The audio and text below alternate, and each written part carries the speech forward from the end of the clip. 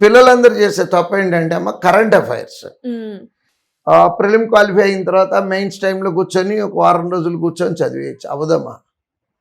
అది every week ఆ వీక్లో జరిగినటువంటి కరెంట్ అఫైర్స్ మొత్తము ఏదో ఒక సోర్స్లో నుంచి, అంటే ఇప్పుడు మన దగ్గర అనుకోండి ఎవ్రీ సండే క్లాస్ పెడతాము, ఆ వీక్లో జరిగినవి మొత్తం కవర్ చేస్తాము ఒక 3 అవర్స్లో. Okay, every week every week weekend every Sunday morning 6:30 నుంచి 9:30 వరకు కరెంట్ అఫైర్స్ కంపల్సరీ అమ్మా.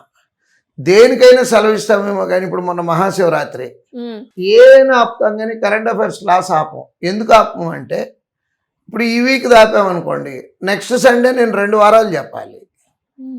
వారం చెప్తా, ఎందుకంటే స్కిప్ చేయడానికి అవకాశం ఉండదు. ఎందుకంటే పొరపాటున పిల్లడు అదృష్టం బాగోక మా అదృష్టం బాగోక మనం వదిలేసిన వారంలో నుంచి 2 బిట్లు పడినాయి అనుకోండి అమ్మా, జీవితాలు తారుమారైపోతాయి.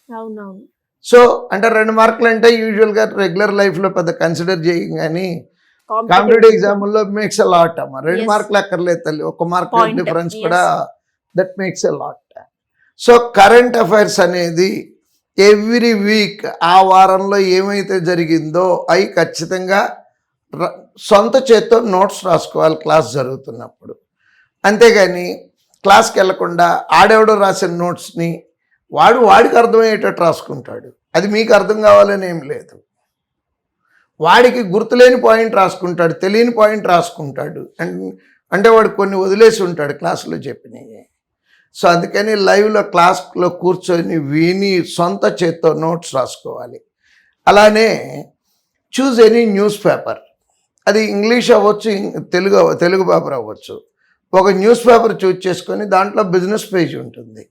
బిజినెస్ పేజ్లో కొత్తగా కంపెనీలు ఏమొచ్చినాయి, రిజల్ట్స్ వస్తూ ఉంటాయి, Q1లు Q2లు, బ్యాంక్ రిజల్ట్స్, మెర్జర్లు, ఎమాల్గమేషన్స్, ఈ బ్యాంకింగ్ సెక్టార్లో వచ్చే మార్పులు, కొత్త కొత్త వస్తువులు కనుగొంటే అట్లాంటి ఇవన్నీ కూడా వాళ్ళు కంటిన్యూస్గా సొంతగా నోట్స్ రాసుకోవాలమ్మా కరెంట్ అఫైర్స్కి. దానికి అస్సలు షార్ట్ కట్ లేదు. విత్ ఓన్ హ్యాండ్స్ రాసుకోవాలి. అలా రాసుకుంటేనే కరెంట్ అఫైర్స్లో సక్సెస్ అవ్వగలదు.